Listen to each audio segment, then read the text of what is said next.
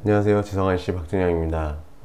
이번에는 제가 전시회를 하면서 제 눈에 보이는 꿀팁 같은 것들을 여러분들께 좀 알려드리려고 합니다. 이 영상을 보시게 되시면 혹시 박람회나 전시회 참가 계획이 있으신 분들께 도움이 될 것 같습니다. 저는 앞에 이제 5월 11일부터 14일까지 일산 킨텍스 제1 전시장에서 그 MBC 동화 전람 주최에서 하는 건축 박람회를 참가하게 됐는데요. 여기서는 이제 뭐 차, 공예, 그다음에 도자기, 골프, 홈리빙, 건축 자재 등 다양한 카테고리를 가진 전시회였습니다. 전시회를 하다 보면 오프라인이잖아요. 온라인에서 이렇게 뭐 사진 올려놓고 보는 게 아니고 직접 현장감을 느낄 수 있는 공간이기 때문에 굉장히 사소한 부분에도 영향을 많이 끼쳐요. 이게 어떤 말이냐면, 그러니까 온라인에서는 내 상세 페이지가 살짝 중요한 부분이 뭐 밑으로 가도 큰 차이는 느껴지지 않거든요. 근데 오프라인 같은 경우는 이 책상의 위치를 이 앞쪽에다 두는지 뭐 이렇게 세워서 한다든지 뭐 이런 방향에 대해서도 되게 다르고, 어떤 내 제품을 이렇게 기울여서 놓는다든지 혹은 눕혀서 놓는다든지 뭐 이런 것들에 따라서 굉장히 그 소비자들이 느끼는 반응이 되게 달라요. 그러니까 여러분들이 그런 박람회나 전시회 때는 그런 현장감을 좀 인식을 하셔가지고 다른 부스들도 이렇게 한번 돌아보세요. 왜 다른 부스에는 이렇게 사람이 많은지, 왜 우리 집에만 사람이 없는지, 그리고 부스를 꾸밀 때 뭐 바닥은 내가 무슨 색깔로 했는지, 벽체는 어떻게 꾸몄는지, 뭐내 제품들이 잘 보이게 진열은 됐는지, 이렇게 자가 진단을 계속 끊임없이 4일 동안 계속 하셔야 돼요. 그렇게 안 하면 그냥 뭐 내가 잘 못 꾸민 게 아니라 원래 이 전시장에 사람이 없나 보다라고 생각하실 수가 있어요. 그런 착각에 빠지시면 안 되고, 꼭 본인 부스에만 있지 마시고 시간이 되시면 아침에 일찍 오시든 혹은 저녁에 조금 늦게 가시든 아니면 직원 잠깐한테 맡겨놓고 잠깐 둘러보고 오셔가지고 바로바로 조금 이렇게 바꿔보자 저렇게 바꿔보자 이렇게 조금 변화를 계속 주셔야 돼요. 그래서 제가 이번 전시회에서 좀 인상 깊었던 업체들을 이제 소개를 해드리고, 왜 이 업체가 이런 전략을 썼는지 한번 같이 보기로 하겠습니다. 자, 일단 화면 보여드릴게요. 지금 이 업체 같은 경우는 이제 그 소파 전문 업체거든요. 근데 여기 보시면 제발 앉아보세요라고 이렇게 재밌는 글을 썼어요. 그러니까 이게 요 스타벅스 컵이 이렇게 엎질러져 있죠. 이렇게. 근데 저는 이게 처음에 이게 어떻게 하지? 막 이런 생각이 들었어요. 근데 이 업체가 씩 웃으면서 이제 나오는 거예요. 아, 이거는 그냥 이렇게 엎어줘도 약간 발수? 금방 이렇게 오염 같은 게 잘 닦인다라는 걸 좀 보여주고 싶었고, 그 다음에 이걸로 인해서 시선을 끄는 거예요, 사람들한테. 그러니까 전시회가 이렇게 사람들이 많이 왔다 갔다 하면 이게 약간 부담돼서 이렇게 못 앉는 경우도 있거든요. 이런 소파나 뭐 이런 가구 같은 거 혹시라도 흠집이 생길까봐. 근데 이렇게 문구를 제발 앉아보세요 라고 적어주셨고, 그 다음에 이렇게 시선을 끄는 재밌는 포인트를 이렇게 하나씩 두셔가지고 재밌는 발상인 것 같아요. 그래서 이런 부분들도 여러분들이 한번 고려를 해보시면 좋을 것 같습니다. 제가 이거를 이제 사진을 찍으니까 거기에 계신 분이 어떻게 이것만 찍고 가냐고 혹시 경쟁업체 아니냐고 되게 경계를 하시더라고요. 그래서 저는 이런 업체고 이거 그냥 제가 나중에 콘텐츠로 한번 만들고 싶어서 찍는 거다라고 했더니 네, 그때서야 이제 조금 긴장감을 푸시고 이 제품에 대해서 설명을 해주시더라고요. 자, 그 다음에 두 번째 볼 거는 이게 이제 2023 그 소상공인 조합 판매전에서 나온 건데, 이 부스하고 지금 차이를 보시면 여기 같은 경우는 이렇게 가격표를 테이프로 이렇게 쫙 붙여가지고 하나씩 이렇게 다 쓴 거예요. 그러니까 이게 훨씬 더 글씨가 잘 보이게 되겠죠. 근데 반면에 이제 여기 정릉시장 협동조합 여기서는 사실 아무것도 없죠, 포인트가. 그러니까 요렇게 다 뭔가 글이 잘 안 읽히는 거예요. 그러니까 가격이라든지 어떤 뭐 포인트가 있다고 하면은 이런 식으로 여러분들이 이렇게 하시면 조금 더 잘 보일 수 있다라는 포인트 하나 잡아 드릴게요. 그리고 이번에 저희 같은 경우는 이제 날씨가 이제 이번 주가 더워질 거라는 걸 제가 이제 알고 있었어요. 지난주에는 비가 와서 좀 쌀쌀했지만 이런 식으로 이제 저는 시계에다가 부채 디자인을 해서 이렇게 여기다가 저희 전화번호도 넣고 상호도 넣고 해가지고 사람들한테 하나씩 나눠줬어요. 근데 인스타나 페이스북 이런 거를 요청하진 않았어요. 그냥 이렇게 부채 짚고 있다가 저희 제품에 좀 관심을 가지고 계시는 분들 이렇게 사진을 딱 한 장 찍으시면 제가 그냥 다가가서 재밌게 미션 성공하셨습니다, 이거 부채 하나 가져가세요 라고 하니까 되게 웃으시면서 좋은 경험을 하고 가시더라고요. 이런 것도 저는 하나의 판촉 효과라고 생각을 합니다. 이번에 저희 부스인데 이렇게 사람들이 굉장히 많이 오셨어요. 저희는 이렇게 이제 이렇게 한 면, 그다음에 이쪽 면 두 면, 그다음에 요 면, 요 면, 이렇게 해서 총 4면을 이제 튼 공간에 입구 쪽에 자리를 잡았고요. 지금 다른 데하고 보시면 아까 여기 부스 보시면 여기 같은 경우는 이제 이렇게 안쪽으로 약간 들어가 있어요. 이렇게 요게 가장 기본 부스거든요.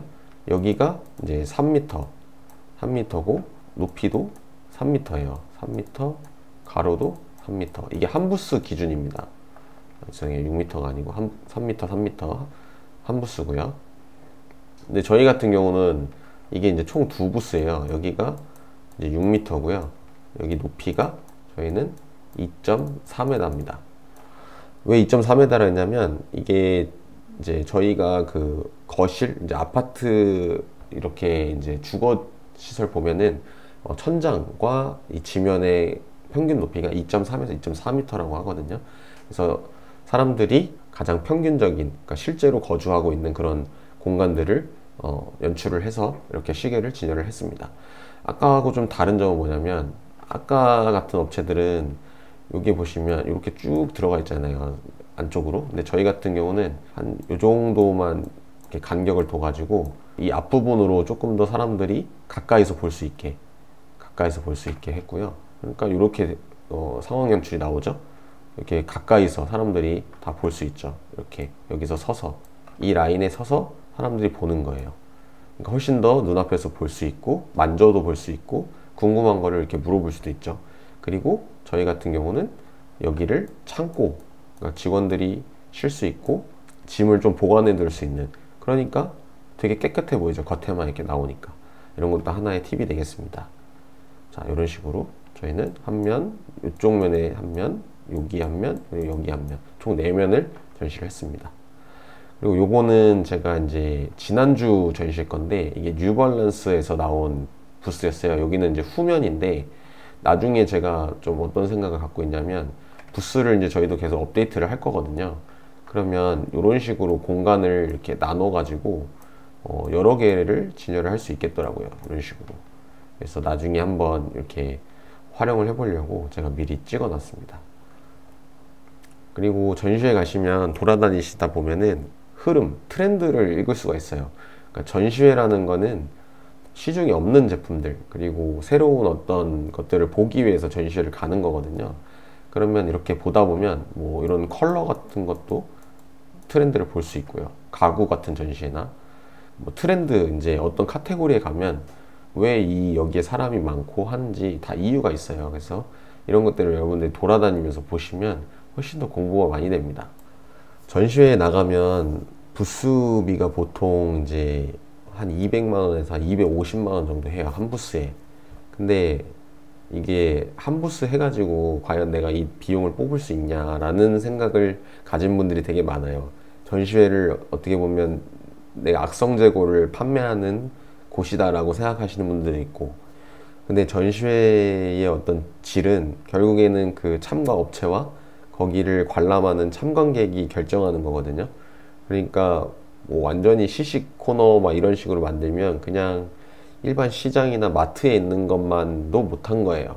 그러니까 전시회에 와서 뭔가 물건을 막 많이 팔려고 하고 악성 재고를 처분하려고 하고 그런 마인드로 가져오시면 전시회에서 절대로 큰 성과를 이룰 수가 없습니다. 그러면 전시회에서 부스비를 내고 뭐 인건비를 주고 운송비를 내고 뭐 식사비라든지 기름값이라든지 이런 건 어떻게 충당할 거냐.